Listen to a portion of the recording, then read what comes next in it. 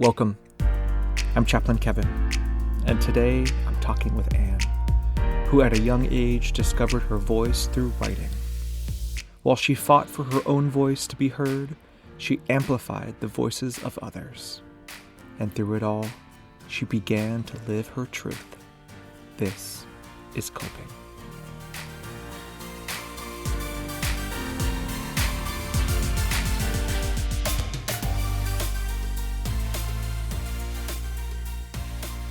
Well, hi, Anne. Thank you so much for joining me today. I'm so excited to have you with me and to hear more about your story. Yeah, thank you, Kevin. It's a pleasure to be here with you. Thank you. Well, as I read your story, one of the main themes that came up for me was this idea of truth. What does the word truth mean to you? Well, I think it means letting my voice be heard. Where has truth and letting your voice be heard come up for you in your life? I think I discovered my truth and my voice actually when I was 16 years old. I got the idea or the gift to start writing poetry.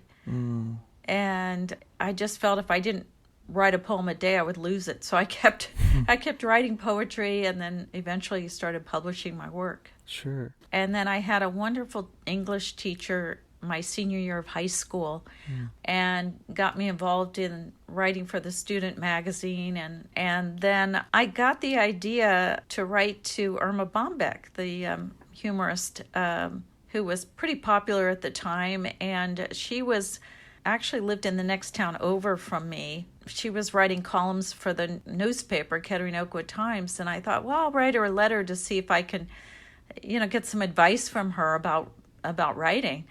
And surprisingly, she did write me back. She was very encouraging. She wrote, wow. You're on your way at 16. She goes, when I was your age, I couldn't write my name on my gym shorts. Oh, my gosh. And then she said, good luck and God bless, Irma Bombeck. And you still have the letter today? I do. Yeah, I do. Wow. She still inspires me. Wow. So with so much positive feedback from your teacher, from the local newspaper, from this writer, what were your parents saying? What was their take on this whole writing thing? Well, it was really interesting because, and maybe this is what makes a writer. My parents weren't very communicative. They, we weren't taught or encouraged to share our feelings and our thoughts.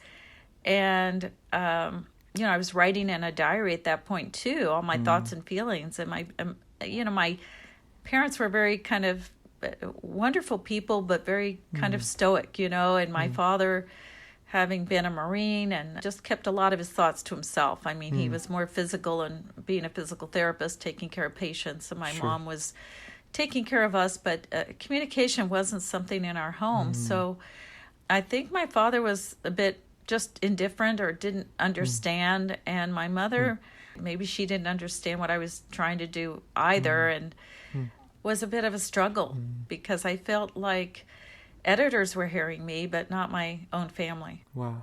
Where did your journey take you next?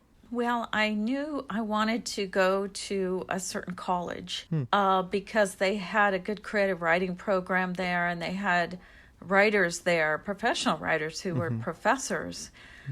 Again, there was a little bit of opposition there. My father thought it was a party school. That was the furthest thing from my mind. I thought I was wanting to be a serious writer, and I wanted to learn from serious published writers who were farther along on their journey, I guess. So my high school teacher, Mr. Keene, very much encouraged me. I think my mother must have convinced my father, so I was able to go to the college of my choice. And it was a dream come true to actually have an independent study set up for me where I could write, 20 poems for the quarter and have a professor who could guide me. And then I had another wonderful professor, Byron Scott, who encouraged me to write articles. So it just was like another turning point for me. And he let me kind of come in through the back door and write for the student community magazine. I got to take some classes and started entering contests. I found out about the Mademoiselle guest editor competition, whereas if you won, you got to spend a month in New York and work on the magazine. And cool. So I entered twice and got honorable mention Wow. the second time. I really got into some journalistic stories, writing about black lung disease, and I interviewed families in the Appalachia area, which was where my college was located. And also, I did another article about rape awareness on campus. And I learned so much. I learned to be a good journalist as well. Wow. I met my husband at the time in college. He was studying law. So we were both working really hard on our potential careers. And I always knew I really wanted to go to New York City. I felt like that was the place to be. That was the sort of magazine, book publishing mecca, of the country. And so first year of our marriage, I was in Cleveland. He was scared of taking the bar in New York City. So there was a little bit of some struggle there. And I had to fight for protecting my voice and wanting to continue and move forward with my career. So finally convinced him to go. We loaded up all our stuff in a U-Haul and drove to New York City. Wow. I'd always been drawn to health. I felt like I could help a lot of people writing articles about health. So when I was working at Ladies Circle magazine, we had a section of the magazine called Survival Stories. And it was about women who survived situations and learned to thrive. And so I felt like being a writer, I could use my voice and express my truth. But I got a great deal of satisfaction in helping other women find their voices as well. Wow. To me, it was sort of a nice ripple effect. I not only could use my voice to help others, but encourage others to use their voice as well. That's awesome. Yeah. So we were really having a great time in New York City, and we moved to the suburbs, and I was still continuing to do my writing. And then we had another daughter, and all of a sudden my husband comes home one day and tells me we need to move. His company is moving us. And where were you guys moving to? To San Francisco. Oh, gosh. So clear across the country. Can't take the train into New York City anymore. Yes, Gosh. and it was quite a jolt, because I thought, now what am I going to do? To leave this mecca of the publishing world to go to San Francisco. I thought, what's in San Francisco for me? And I tried to look at it like an adventure.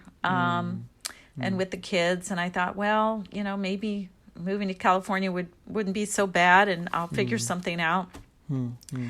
But in the back of my mind, I'm thinking, gosh, is this the end of my career, my voice? How am I going to be heard now? Right. So we ended up moving, and shortly after we moved, I had an agent contact me.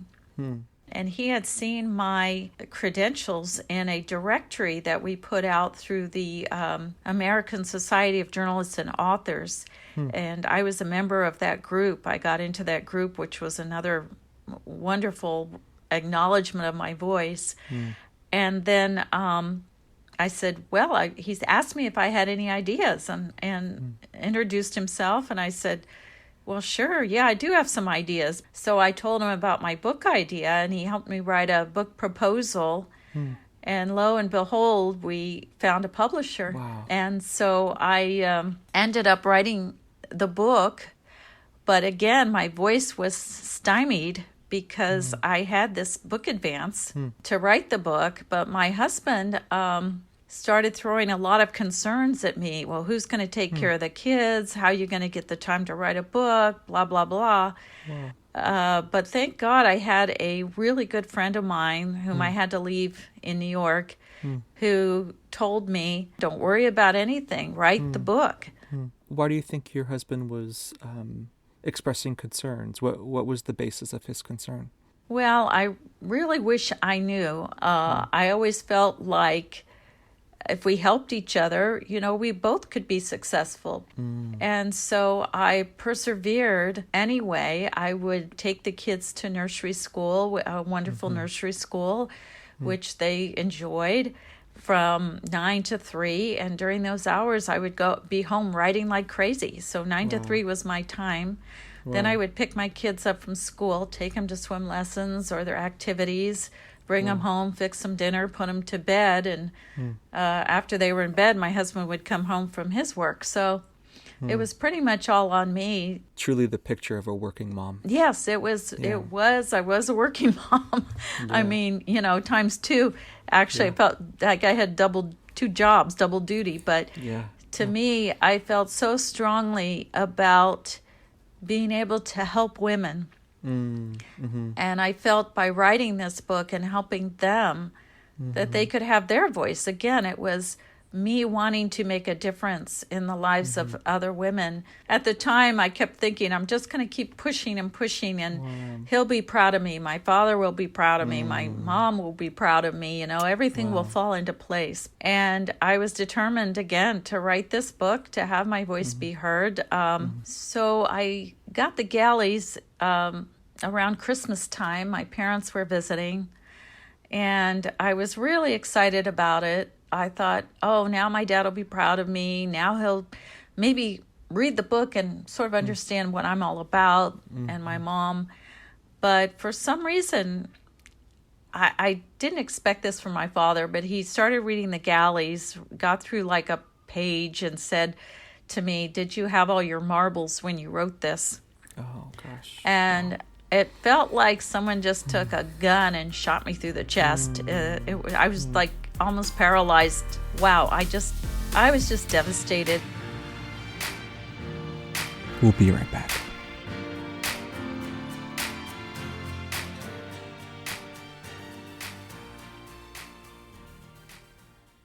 Today's episode is brought to you by Be Well Resources. Be Well is a wellness organization that provides mental and spiritual tools for whole person health. Be Well helps you develop your unique gifts and discover your calling. Follow us on Facebook or Instagram at Be Well Resources to take your next steps toward being well. Welcome back.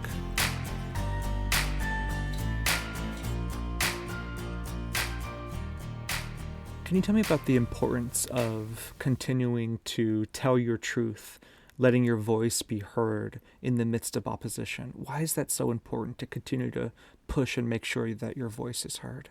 I think it's important for women to let their voice be heard because we are worthy. And I think we need to stop believing whatever lies come our way from others, because we are worthy, and each of us, I think, has a special gift. Yeah. And we can't let our voices be silenced.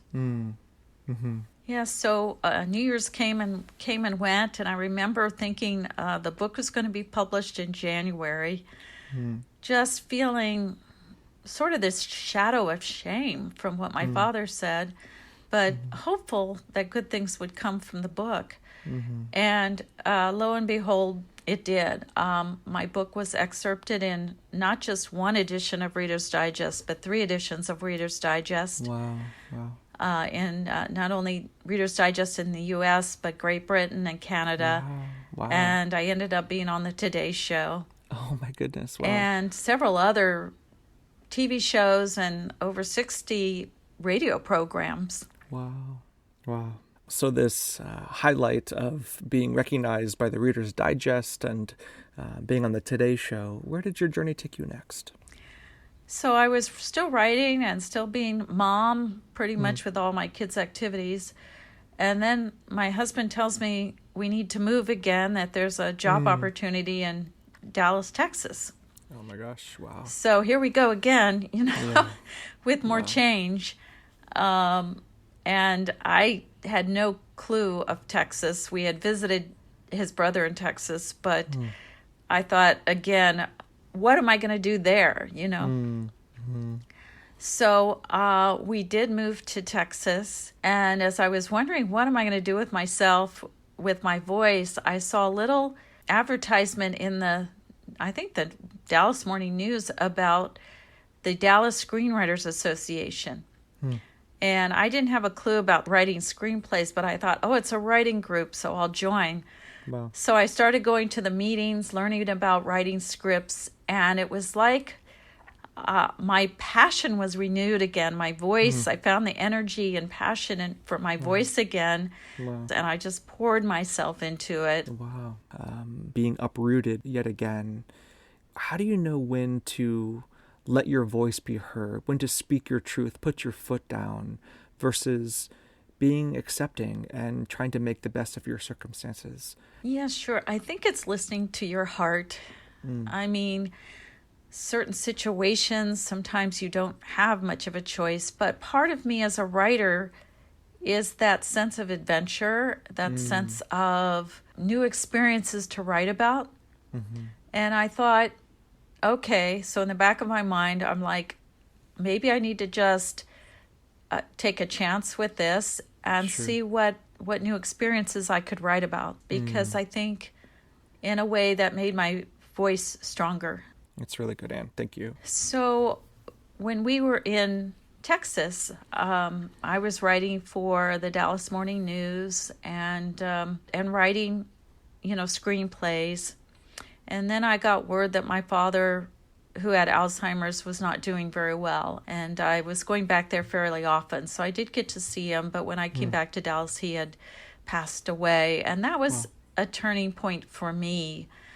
I felt like this heaviness had been somewhat lifted and a new window had opened.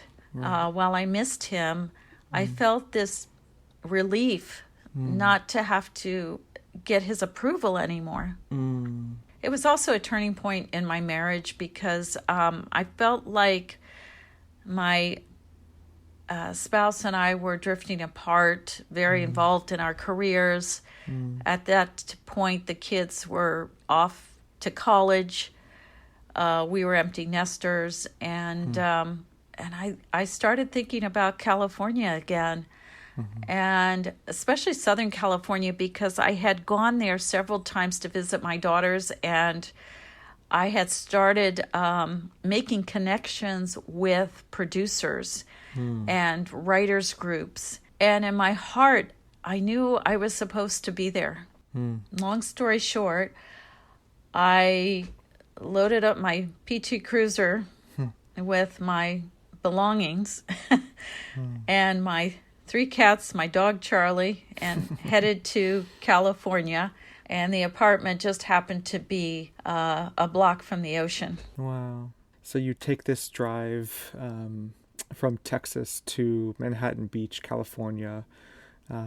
What happened when you got there? So I began getting established and was writing more and more screenplays and going to various workshops. And I was learning a lot, writing a lot. At this particular juncture, my daughter graduated, was working for ABC and becoming a producer. And eventually we thought, well, maybe we'll join forces here. She's a good storyteller. So we started working together a little bit. And currently we're marketing 4 screenplays, 2 romantic comedies and 2 true stories. Wow. And we're hoping to get one or some of those produced at some point in the future. And I'm also writing a blog called The Other Side of Everything on Facebook, which is a series of essays. I've always loved writing essays. I've published essays. For me, that is the greatest form of using my voice because it is very personal. I tell personal stories, funny stories, inspirational stories, and I can offer my own thoughts and inspiration and encouragement to others. And also thinking to attempt the last media form I haven't yet, which is to write a novel, to be able to put all that together, the visual with poetry and screenwriting and the ability to do research, I think could all come together nicely and possibly a future novel. Who knows? Wow. So, Anne, what do you say to others who may be struggling with speaking their truth and letting their voice be heard? What advice do you have for them?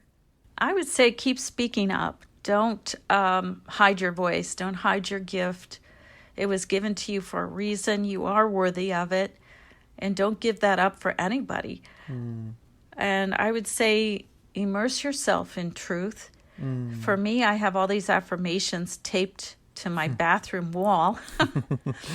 And, one of them is being a person of faith. I can do all things through Christ who strengthens me. And then I would say, surround yourself with positive voices, other people, friends that can be encouraging to you, who are for you, not against you, who understand your thoughts, who want to know your thoughts and feelings and encourage you, that don't judge you.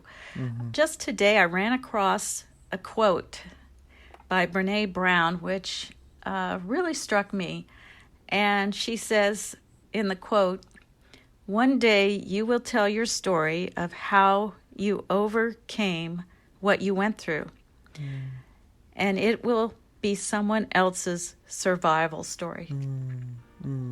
I think what we go through can have a ripple effect. It's like a stone tossed into a pond. And when we reach out and help others, then those others can also reach out and help even more people. Wow. Well, Anne, I just thank you so much for sharing your story with us today. We thank you for your voice, for being so strong and speaking your truth, and the encouragement that you give for others to do the same. Thank you for sharing your story with us today. Yeah, thank you very much, Kevin.